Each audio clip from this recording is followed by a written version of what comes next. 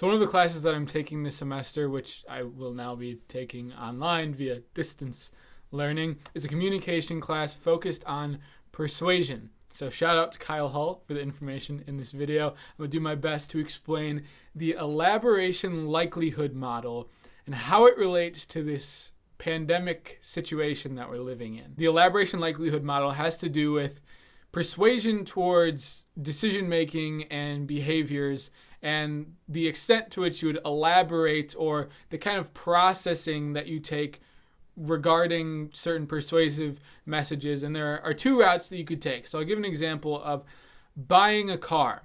The way that we make the decision towards buying a car and we utilize the information and persuasive messages that we are given can be either central route processing or peripheral route processing. Most of us, for a big, important, significant purchase of something like a car, would go the route of central route processing, which is a lot more analytical, diving into the details of what are the specifics about this car? How many miles per gallon does it get? What kind of engine is in the car? All of the specific details about the car and how it works and how it runs. But some people may be more likely to take the peripheral route of processing, which would be more like external cues. Something like you recognize a car from a commercial, or you recognize a car from a celebrity endorsement, or something that doesn't really have to do with how well does the car work,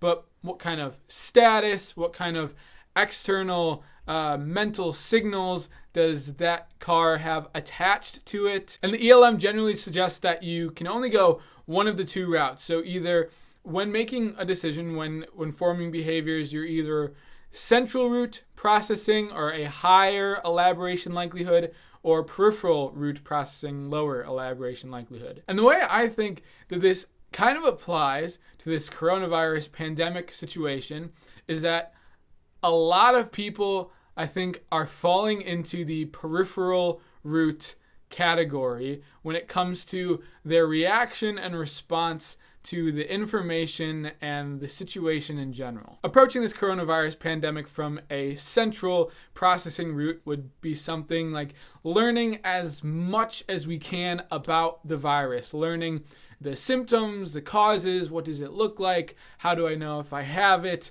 reading all the guidelines from the CDC, the WHO, hearing expert opinions, and knowing all the facts, learning everything that we can about the virus itself, preventative measures, everything like that. The more peripheral route would be looking more and focusing more on the fact that schools are closing down, sports are shutting down, grocery store aisles are empty, there's no toilet paper, there's no hand sanitizer, focusing more on all of these external cues, external things to the virus. And I think what's happening is that a lot of people are taking this peripheral processing route in their response and their feeling about the coronavirus pandemic, and that route is causing a lot more of the panic and anxiety feeling, whereas if we could take more of a central processing approach, looking at the facts, looking at what is this virus, what are the preventative measures, looking at it from a more logical, central approach, we might have a more realistic and healthier mental approach to the situation. I think that makes sense.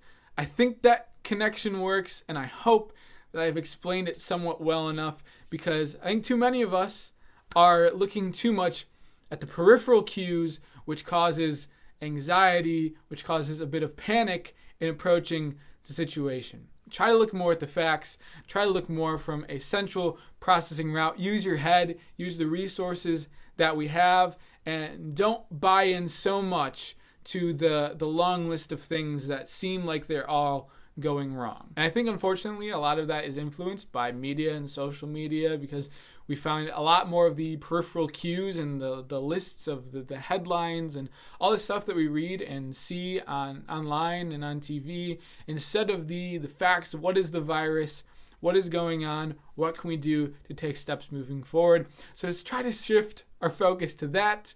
Maybe we'll talk more about social media tomorrow.